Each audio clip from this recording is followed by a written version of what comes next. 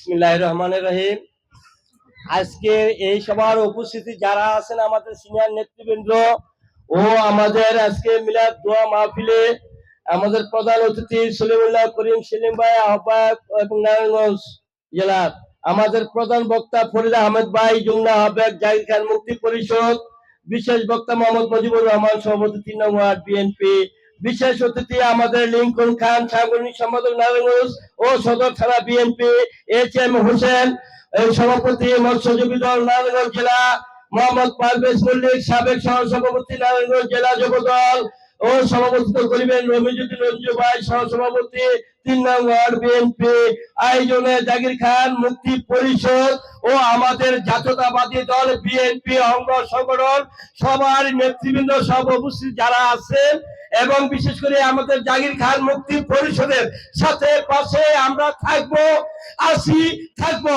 আমাদের বিশেষ বড় নেতা আমাদের জাহির খান যখন জেল থেকে মুক্তি পেয়ে আমাদের রাজপথে আসবেন, উনি আমাদের দিক নির্দেশনা দিবেন, সেইভাবে আমরা চলবো।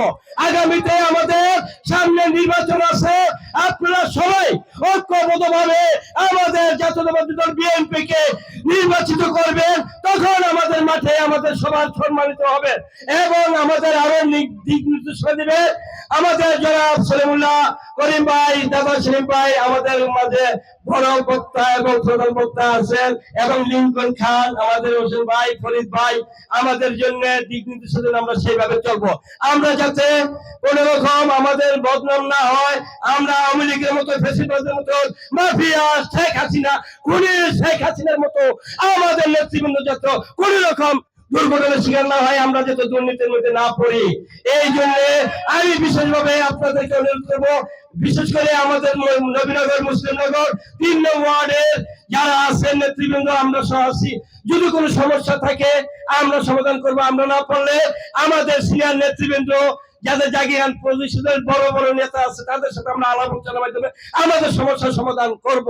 এই বলে আমি আর একটু কথা বলে নেওয়া হয়।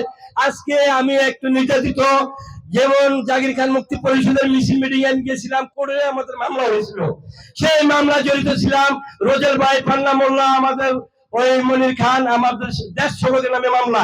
মুসলিমনগর নবীনগরের মধ্যে 2টি ছেলে, একটি নিজামের ছেলে নিয়ান আর আমি মুজিবুর রহমান, সেই মামলায় আমরা হাজিরা দিতেছি। আমাদের দেশ সভাপতির লোকের নামে মামলা। ঢাকা গিয়ে আমি আমার দাঁত ভেঙে গেছে, আমি আজকে আহত হয়েছি, আমি কতবার জেল কাটছি, কতবার মামলায় জড়িত, আমি ঘরে থাকতে পারি নাই, আমার ছেলেমেলে থাকতে পারে নাই, আমার সবাই আমরা বিএনপি পরিবার বিদায় আমাদের অনেক নির্যাতন ত্যাগ স্বীকার করতে হয়েছে। এখন আমি আপনাদেরকে শান্ত থাকার জন্য অনুরোধ করি, আমার মুসলিমনগর 3 নং নবীনগর 3 নং ওয়ার্ডের নেতৃবৃন্দ যারা আছে, বিএনপি অঙ্গ সংগঠনের নেতৃবৃন্দ এবং জাহির খান মুক্তি পরিষদের সদস্যবৃন্দ সবাই শান্ত থাকবেন। এ বলে আমার বক্তব্য শেষ করছি। বাংলাদেশ জিন্দাবাদ, বাংলাদেশ জাতীয়তাবাদী দল বিএনপি, বাংলাদেশ জাহির খান মুক্তি পরিষদ জিন্দাবাদ, জিন্দাবাদ। এই বলে আমার বক্তব্য শেষ করছি। ধন্যবাদ।